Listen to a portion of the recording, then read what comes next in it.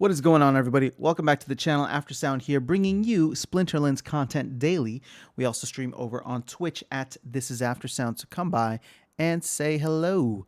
All right, so before we even get into this video, because I'm sure you looked at the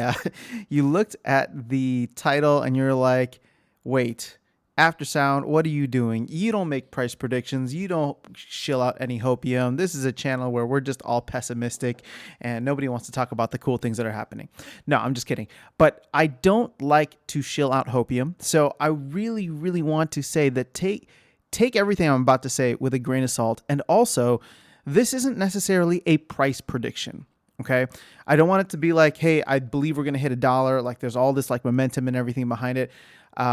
I genuinely believe what I'm going to say based on some things that I'm going to share with you. But I also believe that the time frame could take up to 5 or 6 years once SPS is fully diluted. So this is not like I think we're going to hit this in the next couple of months and I'm going to give you a date and, you know, make some kind of bet and eat a body part if I fail, right? Like this is just an analysis on where the rest of the market is, how Splinterlands kind of stacks up against those. And yeah, like I said, I do genuinely believe that we can get back to a $1 SPS price and potentially even more. But let's slow down on a little bit of that hopium, right? So as it stands right now, SPS is at a market cap of roughly 60 to 70 million. I think this might actually be off right now. But more importantly is the fully diluted market cap. Now, why do I look at the fully diluted market cap? Well, it's because over the next 5 or 6 years, again, this is getting, there's no exact time frame because they haven't implemented some of the other things that will take 5 years at this point, or 65 months, I should say. So almost 5.5 years to distribute, such as the SPS ranked battle rewards, right? So the longer that gets delayed, I guess it's technically like another 5.5 years from now or whenever it does get released.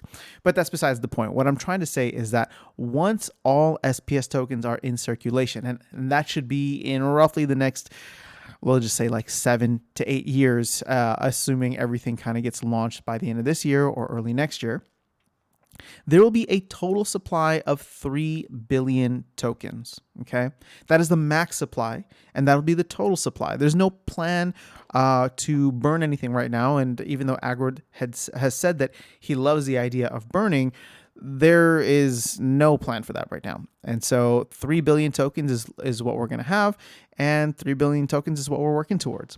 So if we look at that 3 billion token mark and say that, hey, what would the market cap be of Splinterlands at that point in time if there were 3 billion tokens, each priced at $1?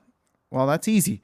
Super easy math. You just multiply it by 1. So therefore, the market cap fully diluted at that point would be $3 billion. So $3 billion is a lot, but I want to give you some context on where Splinterlands stacks up against some of the other big gaming projects. So here, let's just actually go back. I already have saved the top gaming tokens by market capitalization. This is one of the categories for CoinMarketCap. And as you can see here, look at the top 3: Decentraland, The Sandbox, and Axie Infinity.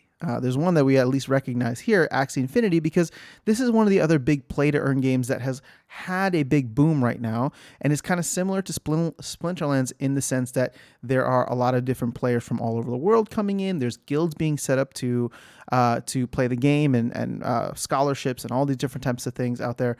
And Axie Infinity is currently at a 2.9 or almost $3 billion market cap. So let's actually go ahead and focus on Axie Infinity. Now, if I open up Axie Infinity, the interesting thing here is that Axie Infinity is on its own token schedule and distribution. I don't know any of the details on that. All I can tell you is that right now, according to CoinMarketCap, there are 60 million Axie tokens in circulation, and there will be a total of 270 million at some point in time. Again, I don't know what the token distribution schedule for Axie is, but that means that with the current price of $47, Axie Infinity, or the AXS token, has a fully diluted market cap of $12 12.8, almost $13 billion.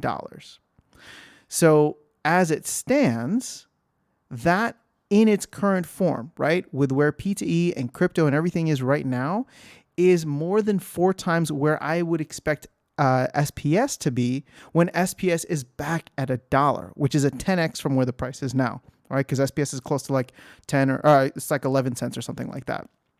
So almost a 10x. So again, my main point here, and we can actually even take a look at, let's look at the top one, Decentraland. So Decentraland actually has a higher market cap now, but its fully diluted market cap is lower. And this might be a bad example because this may not even have a max supply. Let's go ahead and check Sandbox. All right, so Sandbox, here's a similar one. This one is actually 3 billion tokens as well, is the max supply. There's only 1.12 billion in circulation right now, so they're a little over 1/3 of the way there. And their market cap as it currently stands is 3.1 billion, and their fully diluted is 8 billion. So this is the point that I'm trying to make here, right? My prediction, like my price prediction, I guess is what it's coming off as. And again, I hate to really put it at that is not really a price prediction on like where SPS will go. Obviously, I'm saying $1, but what I'm really basing it on is lining up SPS with some of the other top projects here. And as you can see, even so, if you guys caught the video that I did with Nifty Arcade, look at the way that the guilds are approaching this. Nifty Arcade is a cool guild, and there's other guilds out there. What are the games that they're focusing on? The two that I hear primarily are Axie Infinity and Splinterlands.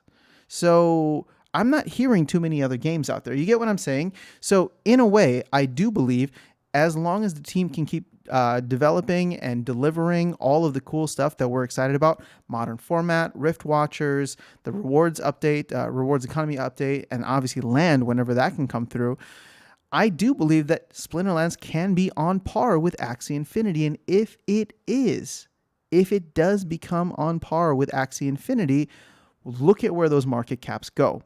Look at where the value of SPS could go. Now, at the end of the day, what is the most important thing when it comes to SPS? There has to be utility. So yes, I'm comparing it to a bunch of other things here, but the assumption that I'm making is that the team will deliver on their promise of driving as much utility to SPS as possible. So like I said, I'm trying to say that that's a given. So saying that is a given and that there's going to be utility driven there, where could we potentially see ourselves go within the broader gaming ecosystem of the crypto, like the gaming subset of the broader crypto market? So like I said, look, we're looking here, top 3 projects, they're all at or about 3 billion right now, and their fully diluted market caps, which you can't see here, are well above 3 billion. Now, I keep going back to Axie Infinity, right? And mainly because all I hear is guilds talking about both Axie Infinity and Splinterlands. So it's one of those things where Axie got all of the love, all of the hype, and still remains like 10x above the price that it was back in June. So June of last year, it was trading at about $3, $4.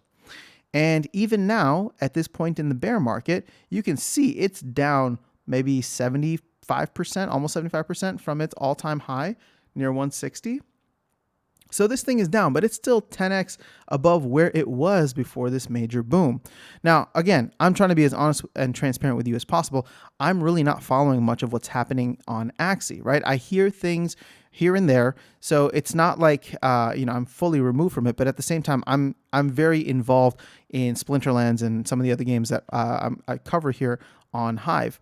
So again, my point is, and what I'm trying to give to you and explain in this video is that I do believe that we can go back to $1, maybe even more than $1, but it's going to be one of those things where Splinterlands will have to will have to really deliver on what they're saying that they can deliver. That's going to be the most important thing. But then when they do deliver, right, because I confidently believe in the team, when they do deliver on those things, what is a realistic price point to see? You know what I'm saying? So, people were saying like, oh, I can't wait until SPS goes to like $5 or $10.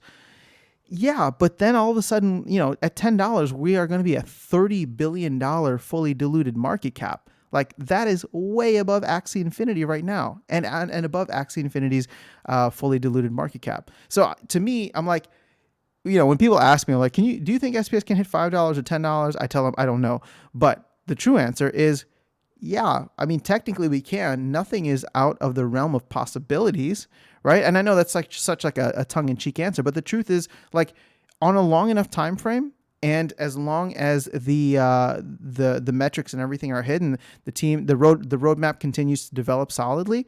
Yeah, I mean, we can definitely hit that, but there's so much between now and then that I can't confidently say it the way that I'm confidently saying I do believe at some point within the next 5 to 6 years, right? Maybe that's the time frame that I'll give, because I do believe that once there is a certain level of scarcity on SPS, that the price will start to creep up. It's going to be a combination, right? It's the scarcity of SPS, meaning that it's not being given out like candy for free right now, and the utility will need to come to it. So therefore, people, in order to play the game, will have to buy and stake SPS or buy and use SPS for something. So that's just really what I wanted to cover in this video today. Again, this is not financial advice. Do your own research. And again, I am not saying that SPS will go back to $1.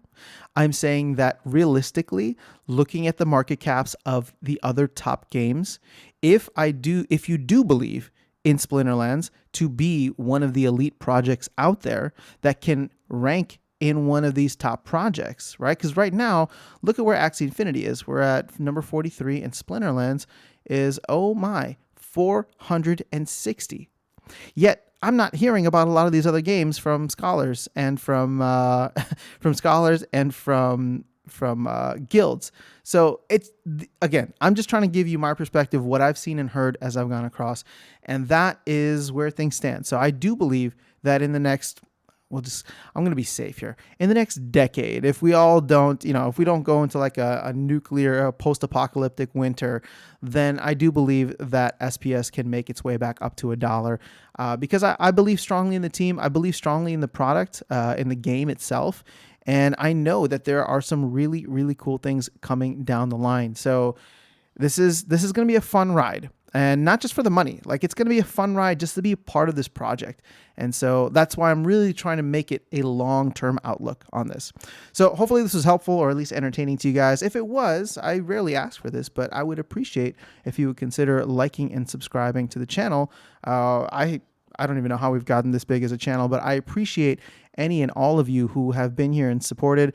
Obviously, things are growing with Splinterlands, growing with crypto. So to all of you who are new, welcome, and glad to have you here. I will catch you all in the next video, and I will see you around the game. Have an amazing rest of your day.